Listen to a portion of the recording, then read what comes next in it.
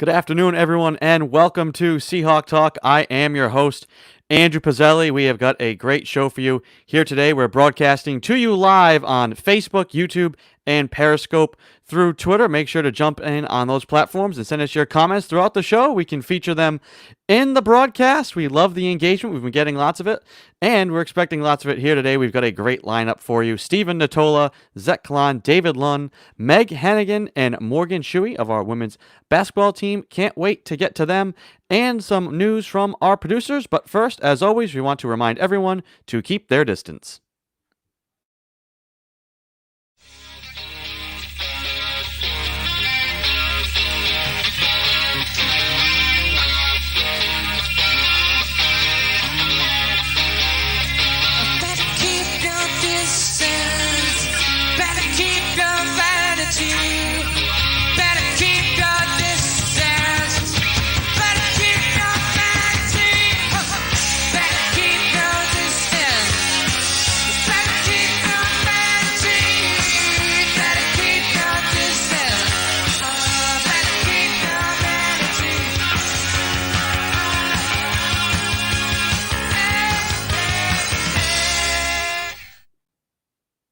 That is The Shake with Keep Your Distance, our perpetual message here on the Seahawk Talk program, keeping our distance, social distancing, hand washing, mask wearing, all of that stuff. You know all about it, and we've been doing great with it here at Salve, and we want to keep it up. Well, I want to bring in the producers now, Joey Morelli and Mike DeFusco. Fellas, how are we here on a Flannel Friday?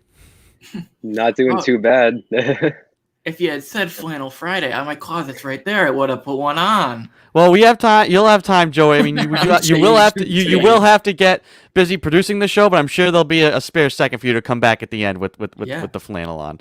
I wanted to lead off today's show. I wanted to share a little bit of news. We've talked a lot about the outdoor dining thing for local restaurants and just being able to do things outside for businesses, and how the winter weather will affect that. Well, NOAA, the National Oceanic and Atmospheric Administration, released their predictions for this winter, and they're calling for above average temperatures because of La Nina, which basically, long story short, too long didn't read, the jet stream is going to pull up a lot of warm air for us, which means that it's going to be warm. It also means there's the bigger chance for precipitation, so maybe a little rain if it's right, maybe, some heavy snow, but by and large, it's going to be a warm winter, and I think that's what we've been saying we need for people to be able to, one, still get outside, which is going to be important, and then for businesses to be able to do things outside,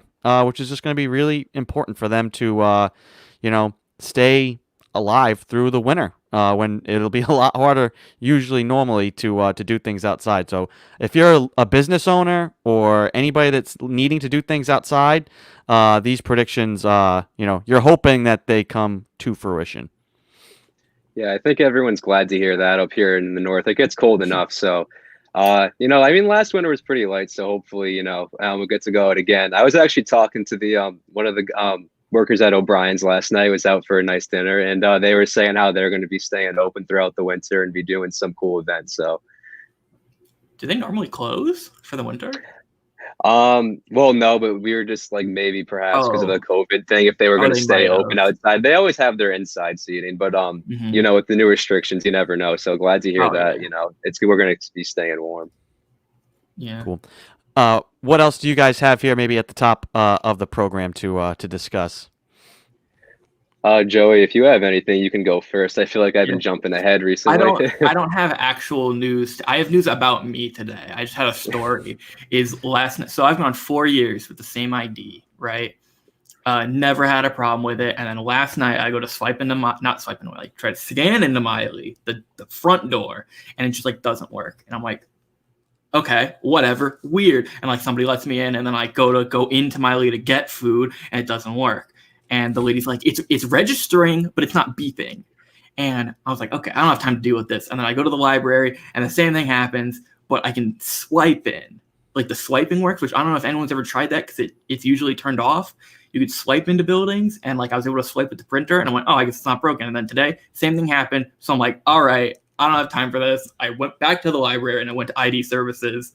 And I was like, this is broken. I don't know what's wrong with it. And the guy goes, yeah, the chip failed. And I go, okay, what do I do? And he's like, nah, just print you a new one.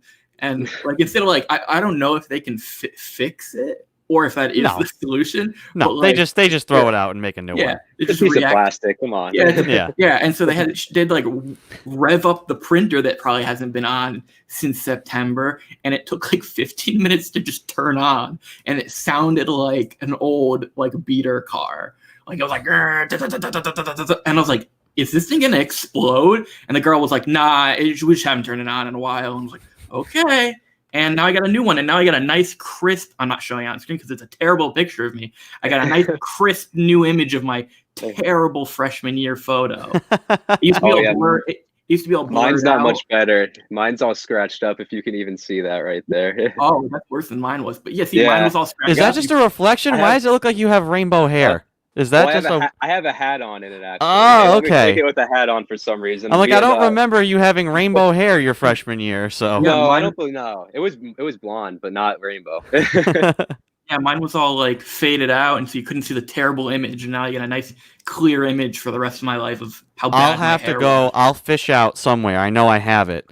I'll fish out. We'll share on the program next week. Tease my freshman year ID. Well, that's a picture. Talk about looking unrecognizable. Oh. Do you have like really short hair or something? Very short hair. No facial hair. It's I can't picture that. Completely Ever since different I've known person. it, you've had the facial hair. Yep. Yeah. No, the only time I think actually my first picture when I started at Salve, I was clean shaven. I was trying to get a job. I thought, the beard thing, it was still just the beginning of like, beard isn't it can be a professional look. So I would shave clean for work. No longer, especially during these times. Mike, we've talked about Halloween and restrictions and things coming up. I know the governor of Rhode Island had teased some of that stuff earlier in the week. I think they did come out with some rules, restrictions, words to live by here for Halloween. I think if you'd fished any of those out and you wanted to share them. Yeah, so we just found this article. This is from the Newport Patch. So yesterday she had some announcements. The top part right here is concerning Halloween parties, which I don't think anyone was really planning on having too big a party anyway, but just says, keep it below 15 people or just don't do them at all. I believe the quote was, if you have plans, cancel them, according to her. But this is for safe trick-or-treating tips. And there are actually some pretty decent tips here, like having individually wrapped bags and placing them out. And they're just leaving like a bowl of candy out, but trying to like replace the bowl or like make sure it's clean so not too many people are grabbing from it. The other big one was she wants everyone to be back in before the sun goes down. I think most parents would agree with that anyway beforehand, but if you go to this article, it's got some more tips on just suggestions you can do for safe trick-or-treating practices, because these kids are obviously still going to want to go out, and I think they should. It's just how do we do it in a safe way. That's funny that you said like have it before the sun goes down. Like where I'm from, like you don't trick or treat until it's like 8. Like 8 is like when you go trick. And like we went with adults. Like we never had that thing where it's like I'd free reign, go wander the neighborhood because we'd get super lost. So like we always had parents with us, but we always went with it when it was dark. We never wanted to when I was a kid because the bottom of our neighborhood is a big circle. But the bottom part of the neighborhood hadn't been paved or really developed, so it was just this dirt road, no lights, and it was all overgrown and like wooded and stuff. And so like if me and my sister wanted to go out before my dad got home, we would do like our side of the neighborhood with the lights, and then be like, we'll wait and go down the other side maybe when dad gets home. I would go to my grandparents' neighborhood because like it actually like had people in it, unlike my neighborhood, and it was just like a maze. Like the streets like just didn't make sense, and like I remember like we'd all of a sudden like be back at the beginning, and I'd be like, how did we get here? I'm like, but we took a bunch of like right and left turns. Like, shouldn't we be somewhere else? And they're like, no, that's just how it works. And it's like a labyrinth, I swear. Typical dad things to do that would happen to us is we would do the other side of the neighborhood and then be coming back and he'd have the big flashlight walking along the dark flashlight. road, and all of a sudden he'd be like, Reflective I don't know vest. what's wrong. And then like he'd turn the light off on us, and me and my sister would be screaming like, no, Dad, turn the light on. And he'd always joke, be like, I think I heard a coyote or something. So then one time he turns the light off, we're freaking out, turn it on. He's like, no, why? Don't nothing to worry about. So he tries to keep walking with us. We're like, turn the light on. He turns the light on. Guess what? 20 feet ahead, coyote. We're like, and even he was like, oh, okay. so funny That's story. when you have to remember those safety tips we learned with Coach McGinnis the other day. When you Yes. Mr. Wildlife, back away Yes. slowly. Do not run. Just back away Yes. slowly. Make Yes. yourself look big. Throw it some candy and get away. Anyway, fellas, I'm going to let you guys get to work producing the show. Joey, you can go find your flannel. And we'll talk to you again at the end of the program.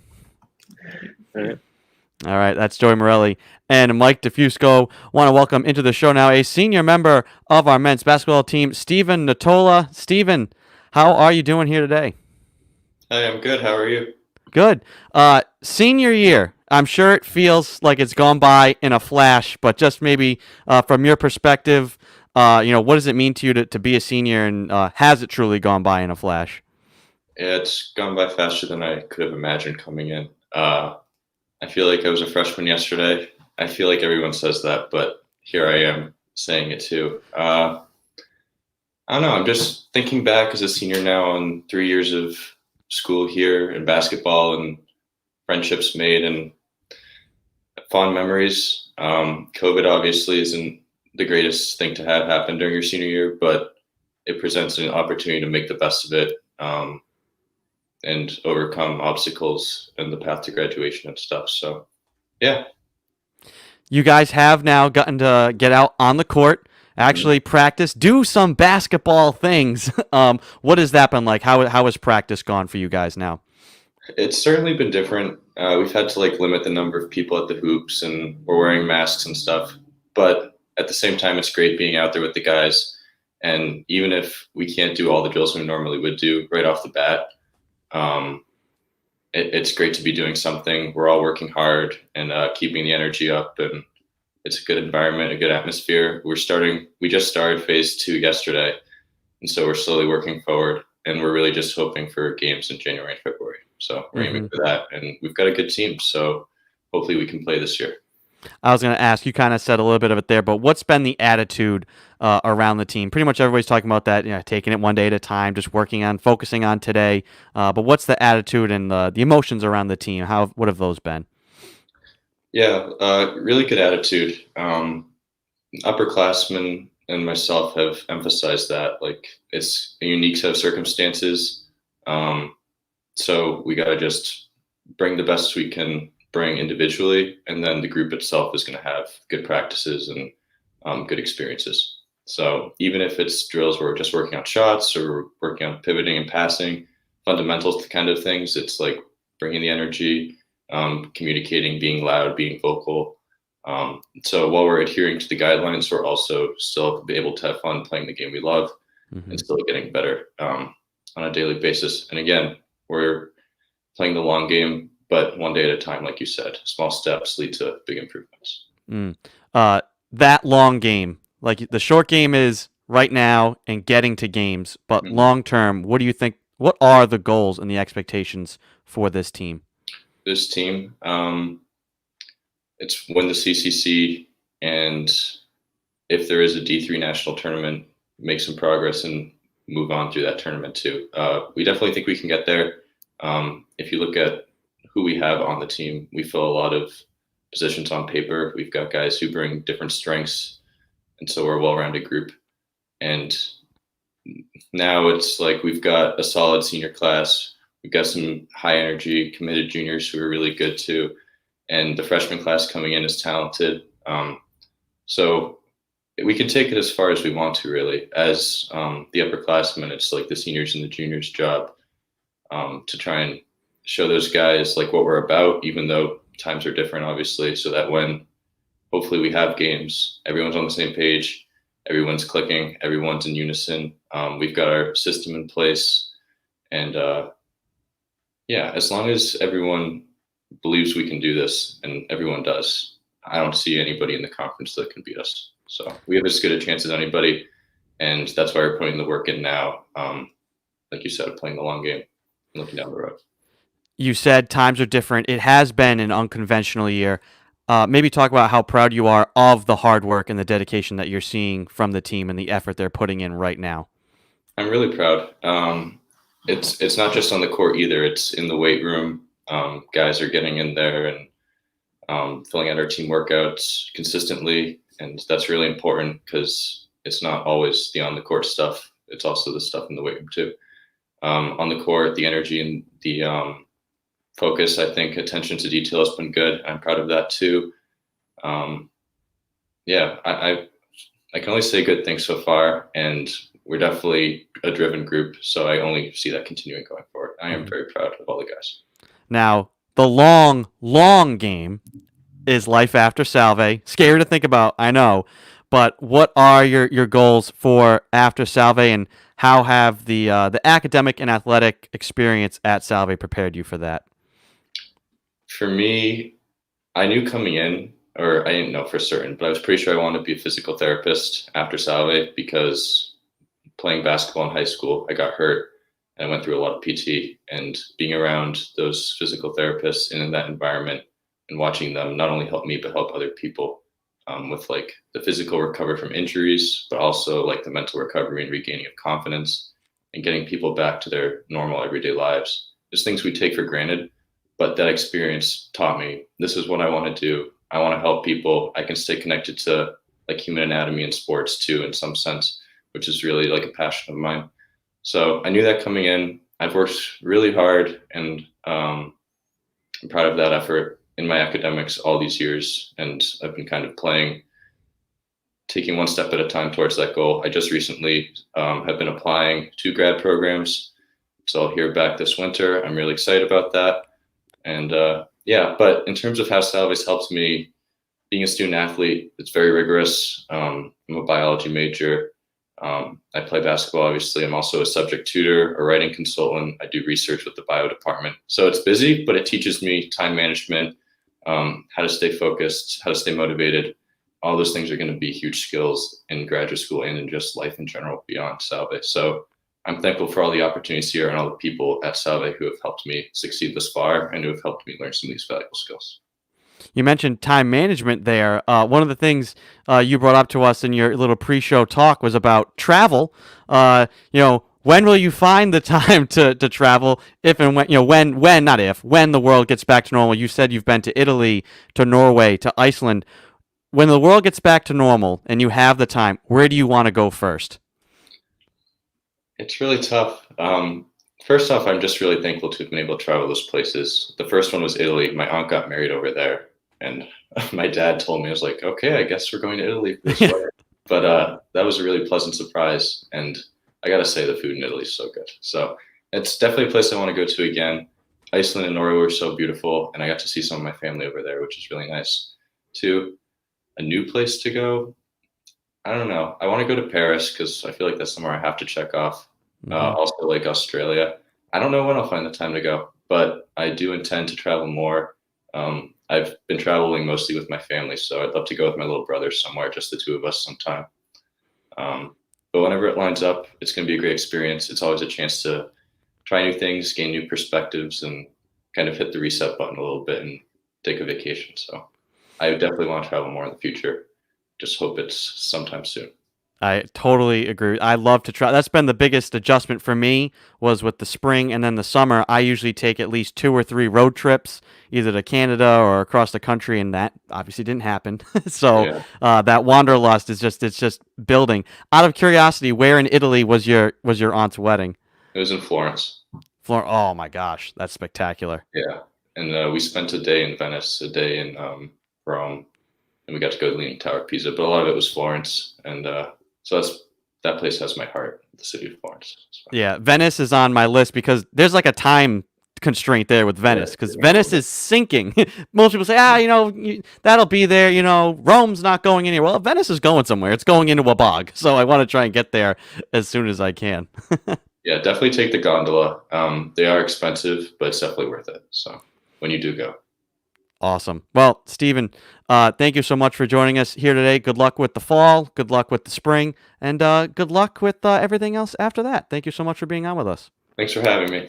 All right, that's Stephen Natola of our men's basketball team. We're going to turn now to the head coach of our men's ice hockey team, Zech Klann. Zech, how we doing? What's going on, Andrew? How's life? Life's good. Life just one day at a time, brother. One day at a time. I know it's been the same for you. Your captains have been practicing with the team. You know, the guys themselves have been able to get some work with each other. What is your initial feedback from how that's gone with those groups here early on?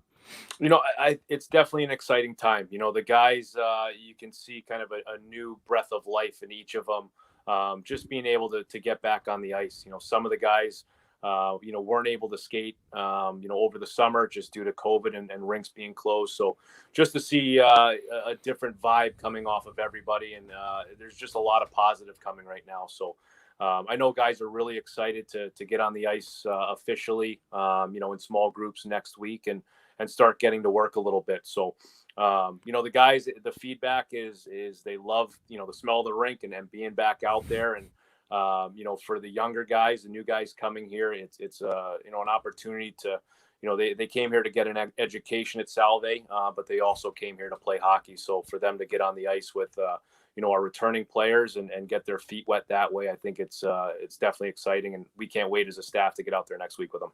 As I said, you'll be having your first official practice. You got to be really happy about that, getting out there on the ice. When's the last time you laced them up? Oh, for me, I did it one time this summer. There was one rink open in Rhode Island, so I went out one time. But definitely have to sharpen the skates before Tuesday, and make sure that we have everything ready to go. As you got to hydrate, stretch. We've been talking about all the athletes, ramping up to activity. Coaches, you guys are out there with them. You got to do that. You don't want to blow a wheel here, Zech. No, my days of that are over. So, but no, I mean, we're really looking forward to doing it. And for us, we'll be over, at Boss Arena, which will be great. We have some great tradition over there, and we've, won some big games there. So, it's exciting for us to start over there and just to get out there and get to know the guys a little bit more too. It's been hard, challenging trying to get, everybody together. So the opportunity to get everybody out there and get to start knowing some guys, a little bit better here and getting to work. So we're excited. Will you guys be exclusively practicing there, or will it be, a day here, a day there, a day somewhere else? That must be a whirlwind to schedule if that's the case. No, we're going to be exclusively there. So good. It'll be very good. The guys are excited about it. So it's just it's a fresh start here. It definitely has been a challenge the last couple months, but to see the light at the end of the tunnel, we're getting closer to January, every single day. But for us to be able to get over there and start practicing on Tuesday, I just think it's the time has come, and guys have been very patient, been very proud of, the work that they have done, what they've been able to do. But now we get to get our fingerprints on it a little bit, and just keep marching towards January. I've talked with some of our other coaches about expectations when practice begins. Like say basketball, first day of a basketball practice. Maybe not being hard if people are missing free throws, right? Because maybe they haven't been in the gym for so long. What are going to be the things you're looking for initially in these first couple? Is it going to be conditioning? Like, hey guys, maybe you're not going to be sharp shooting, but you should have been running. You should have been in shape. What are the things early on that you're going to look at as those little markers for player ability, or things you're going to say, I'm going to be a little more lenient. I'm not going to worry so much about that thing or another, whatever it may be. I think the expectations are very high. The guys they've had plenty of, time over the summer. They've all been working out. We've done our off ice testing. So, for us, it's more attention to detail. We know that, starting out that there are going to be, some missed passes. There's going to be, a little bit of rust to knock off, but as long as the guys are engaged, we want to push them right from the start. We don't want to, ease into it and just, we want to, set the tone and make sure that guys are pushing one another, to get better each and every day. Because, as we go along here, we're already, middle of October, it's definitely time to get to work. So expectations are high. And I think the main thing that we're looking for is just that attention to detail, and that when we are out there, we're getting something out of it. technology is going to be a huge part of and a huge component of coaching this year. In your time, player, coach, assistant coach, whatever it may be, how have you seen the use of technology evolve in hockey? I think it's been something, this year junior programs are already starting. The Manitoba League starting, the North American League's already started. So, there's no scouts allowed at those games, but, Hockey TV is something that all the junior programs, they broadcast their games on. So, instead of, getting on a plane and going to recruit or, getting in the car and driving, it's finding a quiet space and being able to watch the game live and then, follow that up the next day with phone calls and just start, tracking kids and starting to build relationships with them for the recruiting class for next year. But, technology is definitely changing. There's definitely people that have their niche, and are really making out with, the circumstances of COVID. For us, a big technology that we used is it's a program that we send our game tape off to. It actually goes off to Russia. They break it down within 24 hours, and then they send it back to us. So for us, it's almost like adding an assistant coach instead of having someone, spending about 4 hours a night trying to break the tape and put it into segments. It comes back and each player can get on and see their shifts and different parts of the game. So technology is definitely growing with the game. And for us, we're lucky to have that program to be able to use that. This might come off as an ageist comment, but how do you think maybe like in your high school junior days, how do you think your coaches then would adapt to being asked to like figure out a Zoom call, work through all of this stuff? I feel like there's got to be some old timer guys that maybe would refuse, or is it help a little bit to be a younger coach to be able to adapt to some of this stuff? A little bit. I struggle with some of it, but I mean, my days it was the VHS tape, and coach would come in, he'd press play and then have to rewind it, fast forward it a little bit. So definitely you've seen it grow. But for us, it's definitely come a long way. And it definitely helps our guys not only, be able to watch their shifts and learn from it, but for us, it's definitely it gives us a little bit more time to actually coach and sit down with a player and help them. The flip side of that question, how much technology can help. What are the things that are fundamental that were done 80 years ago in hockey that can still be done today that are just as beneficial and helpful?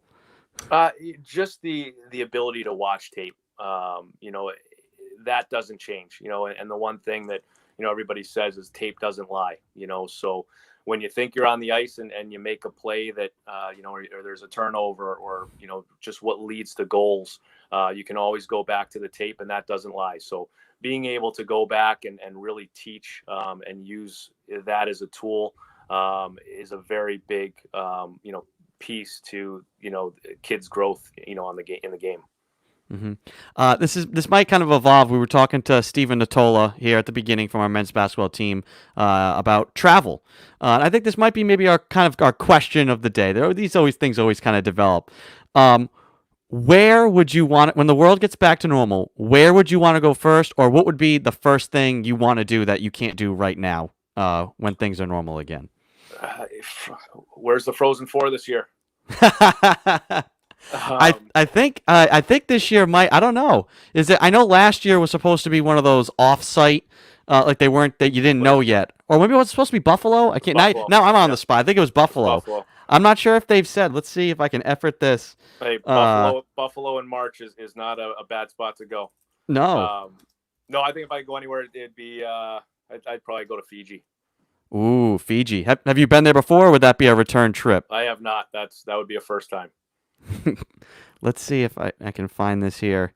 This is going to be this website's a mess. Never mind. I'm not going to waste any more time with that. So we're not sure. We tease things. We'll come back maybe next week with wherever the Frozen 4 is, and that's where Zech Klann will want to punch his ticket. Zech, great to see you. Good luck in the coming week with getting out there on practice. Like I said, stretch, hydrate, take it easy, and we'll talk to you next Friday. I appreciate it. Hey, hang in there. Stay safe, and can't wait to see you. Thank you. Take it easy, Zech. All right, that's Zech Klann, the head coach of our men's ice hockey team. We're going to go now to the head coach of our women's ice hockey team, David Lunn. David, how you doing? Good. How you doing, buddy? Good. I guess we'll just start. Give us the general update with the practice with the team. How are things going? I think you guys were able to get out on the ice, correct? Yeah. So the girls were able to step on the ice. The captain's practice kind of role this week. We've kind of been juggling rings at this point, and going to and from. Looks like we're going to find a home at coming up here shortly. With our practice, at least for the time being, for the fall, so we can kind of find something a little more permanent, or whatever the plan is. Laundry, so just kind of seeing how it washes up. I asked this question of Zech. I'll ask it of you too. Technology is going to be a big component of coaching this season. Yes. In your time, how have you seen technology change and affect and evolve in the game of hockey? Wow, good question. So, I mean, just in like the recruiting sectors, if you will, just how you watch video, how it's put together now. It's much, everyone's more fluent. I think speaks that language, at least from a player perspective, from an advocate perspective, from a coaching perspective. So, just the ability to tune in to a live event. At this point, there's a couple of different ways to do it. Via live streaming, video on demand. There's a couple of parties that work that system, and then just the video that players are putting together now, the advocates, and it makes it a little easier to recruit in that, or at least watch. I don't want to say recruit per se, but at least get eyes on target and communicate with the abilities that player, that specific player, brings to the table, and the recruitability as a player. So just the medium they're using, whether it's an application or a video, or in full games, and using spotlights in the game, and a couple different things that make it a little easier to track the player. So those are definitely that assist at least my sector in the recruiting department. The technology, people have talked about the technology, like you said, changing the game. There's all these advancements. There's things that are new and different. On the flip side, what are some tried and true things that were good and can be used for coaching that people maybe did 80 years ago that are just as effective and applicable today? Yeah, I mean, just the eye test. Going out and physically watching somebody in person. I as much as video has helped the game recruiting, from a coaching perspective, recruiting, pre-scouting opponents, putting that together and communicating that with your team, or with your players, or so on and so forth. But I always prefer going to a game physically in person and watching that player. On the recruiting aspect again, there's no video is a second best to in-person recruiting, and watching, and evaluating, and watching development that way. There's so much more you can pick up from an in-person watching the game. The intensity, the competition, the flow. You can't really necessarily pick it up on video. And there's also so many other things that you can't catch on the screen. That they can't, right? There's still a lot going on, to the left, so to say, behind the scenes, or watching the player, how they track away from the puck. I think is important too. So those are things that necessarily can't be, picked up on a video service that just tracks the movement of the play. There's a lot that goes on, 200 by 85 foot, surface play that isn't necessarily within the two-dimensional screen. So watching in person is my go-to, always will be. There's a lot of value in that process. Yeah, because there's so many intangibles that you can't get just from film. I mean, you might see a highlight tape of a guy scoring goal after goal after goal, or a girl making save after save. But if you're there watching, you see them, maybe they make a bad play and they come to the bench and they're freaking out and spiking their stick and that might be like, oh wow, like that might be a negative. I mean, you wouldn't get that on game tape. So that's an interesting point about how being there in person, not just seeing them on the ice, but seeing all those maybe away from the camera type of interactions. Exactly. Yeah, spot it's evolved into our question of the day here. Sure. When things get back to normal, where would you want to travel to first, or what is something that you would want to do first that you currently can't do right now? Well, my brother was supposed to get married in France this spring. They had to postpone because of that. So, we're hoping, knock on wood again, we'll be somewhat back to normal. I'll go back to the place by next spring, so that I can travel with my family to France to celebrate celebrate wedding. So that would be a good start. I was say that's a pretty good option to have there in the back. Yeah, go to France for a wedding. That's pretty good. David, thank you so much for being on with us here today. Good luck with the continuation of practice. Hope everything goes well, and we'll check in with you again next week. Yeah. Thank you. All right, take it easy. That is David Lunn, the head coach of our women's ice hockey team. We're going to take a very short break and then be back with 2 members of our women's basketball team. Don't go anywhere.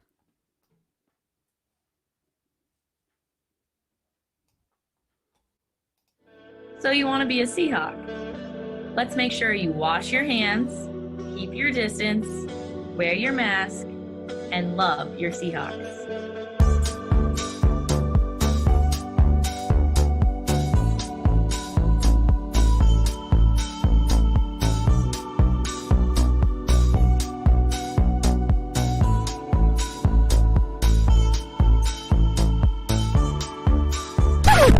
Sammy, no mask? Come on, Sammy. I know it's pumpkin spice season, but you can't bring drinks to class. We have simple rules here, Sammy. Get out. Come back when you can follow them. You gotta take care of yourself and others, even if you are Sammy the Seahawk.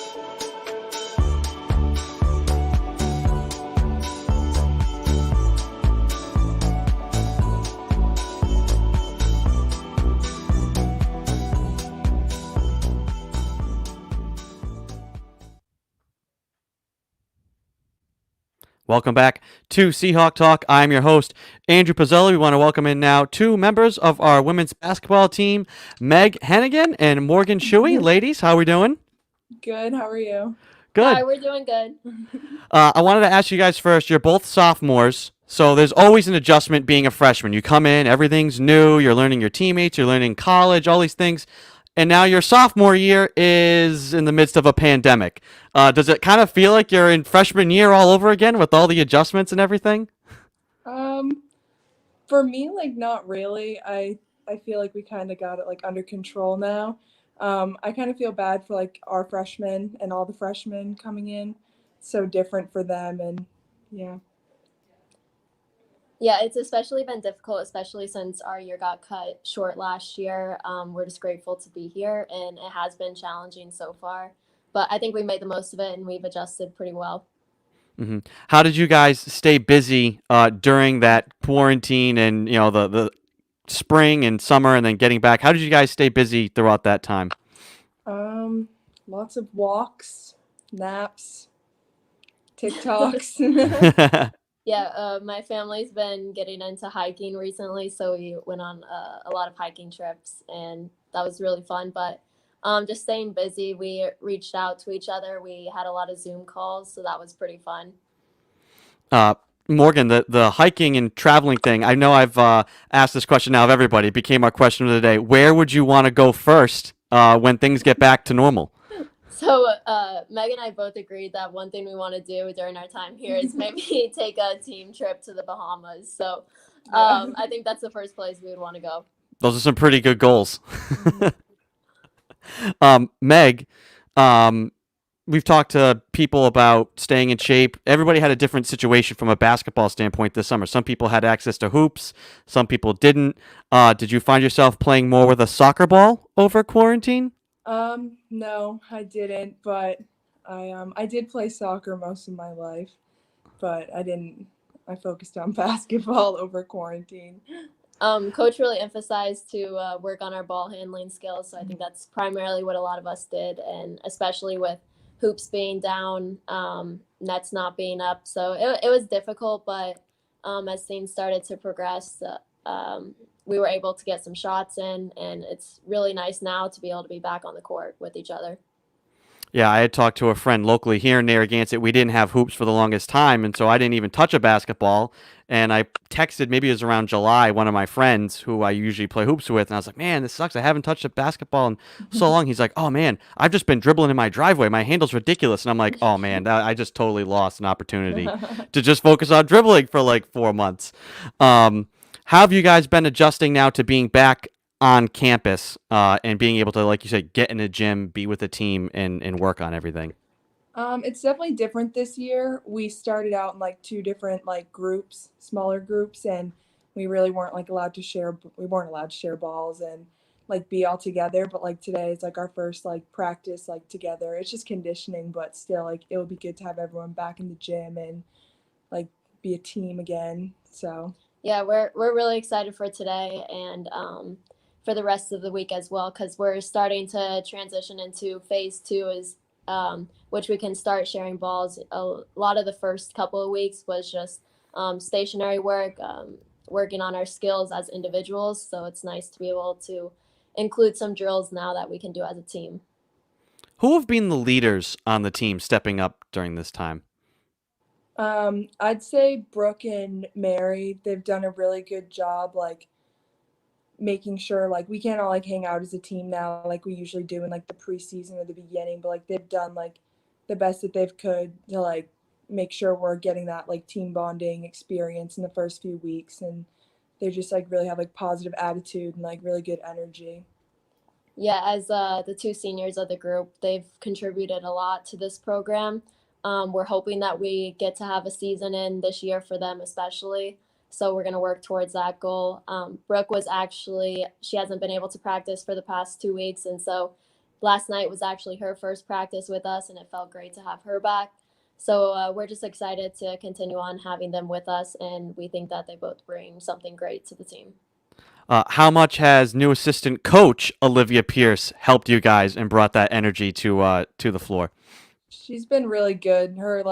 She's really good attitude, lots of energy. Like gym starts to get quiet, like her voice is like the first one to be like, let's go girls, like keep it up. And like for me personally, it's great to have her this year, like someone who's like been in like my shoes before, like positionally. So just like she has like a different like outlook on practice and stuff. So I think it's really good so far. Yeah, I remember when I was making visits here when I was still in high school, and I remember watching her play, and I love the energy that she brought, and I really think she's going to be very beneficial to the team this year, and we're excited to learn from her and grow with her as a team. Aside from going to the Bahamas, what are the goals for you guys as a team this year? I think more like we're not sure if we're going to have games yet. I think this year is going to be really important for like individual growth and like building a new framework. We lost like a few big people on the team, and I think like we have to fill those voids and just work on being better. Yeah, I think this year is definitely going to be a growing year for us. As sophomores now, we're looking to contribute a lot more, and we're just hoping that we do have a season so we can showcase what all we've been working on. I've spoke to Coach a couple of times here on the program. I know she's somebody that I find as an inspiring figure. And when I saw you guys were writing about, things to talk about today, Coach Hughes has inspired us. And I'm thinking, she is an inspiring person to start cooking. Explain that. Yeah, so Coach has cooked us a couple of meals. Being student athletes, very important to have a very strong foundation of good nutrition. And so she's helped showcase that in a couple of her recipes. She's made some ziti for us and some apple blueberry crisp, and that was delicious. And so we're hoping to learn from her cooking skills and use that as ourselves. Yeah. Have you guys tried to replicate anything yet on your own? We haven't. She said that she'd email us the recipes and like Zoom with us to like walk us through. Yes. So we're probably going to be doing that soon. Yep. Cooking with Coach. Yep. Cooking with Coach. Hey, that could be a great segment here on Seahawk Talk. We'll say, hey, Coach, just set up the camera. We could live stream the whole deal. Cooking with Coach Corey. There you go. 3 C's. Perfect. Exactly. Ladies, thank you so much for coming on here today. Good luck with the rest of the fall and hopeful for having games in the spring. Great to see you guys. Thank you very much. All right, that's Meg Henaghan and Morgan Shuey of our women's basketball team. We're going to take a short break and be back with the producers to wrap up this week's programming. Don't go anywhere.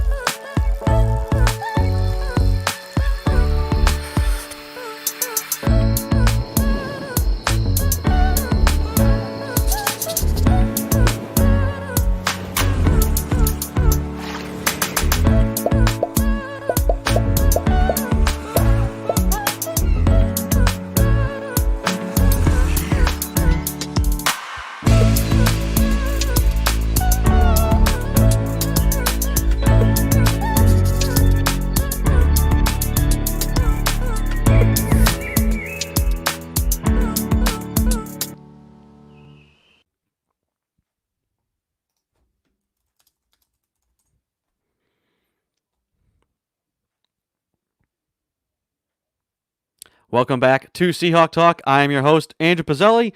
Want to bring in the producers now, Joey Morelli and Mike DeFusco, to send us into the weekend. Fellas, I always like to get initially your thoughts from today's guests, anything that stood out to both of you. No, yeah, I thought like always, all the guests are great. I was a little, I loved having the basketball girls on. I was just a little, because I love talking to Coach Hughes, but they did a very good job. So hopefully we'll get her back on next Friday though, because she's always a great conversation to go into the weekend. Yeah, I mean, honestly, the same. Like, I kind of have the same thought. Like hearing, I don't know. I like. Just to say something different for today, I like the question of the day we kind of came up with. I feel like that's a thing we should do. It evolves. There's always usually, and sometimes we know it beforehand. Other times it comes up with like maybe our first guest or two, and there's like a really good question, or they bring something up that spurns a question. It's like, you know what, this would be really great to ask everyone. One of the questions we asked, and out of that question, we asked head coach Zech Klann about where he'd want to travel, and he said, wherever the Frozen Four is. Where's the championship? Well, I was able to do some research, and so last year it was supposed to be at Buffalo State, and that was canceled, obviously, because of COVID-19. Next year, 2021, is TBD. So what that means is it's not a predetermined site for the Division III Frozen Four. It's basically whoever that you don't know basically until you get down to those four teams. So until the semifinal matchups are set, and whoever the number one seed is, or whoever the highest seed is in that, hosts the tournament. So good news, bad news, Zach. Frozen Four could be in Newport, or it could be in California. So I guess you can't book it yet. So that's good news, bad news. Your travel, if that's where if you're gonna make the wish to on the genie, I'm going wherever the Frozen Four is. You could be going either far away or not too far from home. So that's the good news, bad news. Is there a different Frozen Four for like each division? Yes, yeah, it's different. Okay, it's different spots. When I just typed Frozen Four 2021, it was like Pittsburgh, and I was like, okay, I don't have any way to contest that information. Yeah, that's for D1. And then in 2022, the D3 Men's Ice Hockey Championship will be in Plattsburgh. And then hopefully in 2023, it'll be back in Lake Placid, where it was in 2018. Aside from that, anything else to close out today's show from you fellas?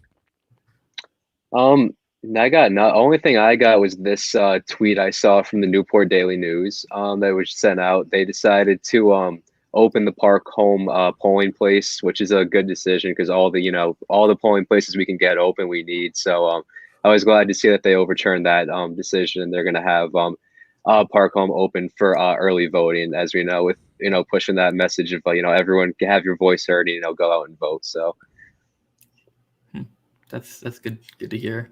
I got my flannel. I got nice. the camera. I grabbed it. There we go. Nice. I tried to grab a one that matches a similar color. Yeah, my closet's literally right next to me. I was able to stand. I have the headphone cord. I was able to stand up and still hear you guys. And I'm like clicking around and I'm like, okay, I'm gonna grab a. Now I have to check. Let me see. Let me look at my calendar real quick.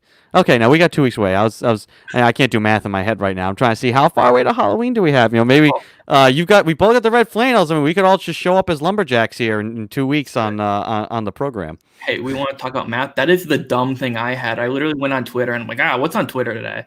And only because you just said you're bad at math, I'll bring this up. Apparently trending, like the number one thing trending on Twitter right now is PEMDAS. And it's like, why? I don't know. Oh no, these things don't even get started. Don't hide that now. These are the things that were like driving you nuts during peak quarantine. Witch plus broom plus candy corn equals this, and it's like, well, no, you missed a little extra line that's like here faded. Nah, those things. Those things are so frustrating. I don't know what the math it's like nobody knows what it is.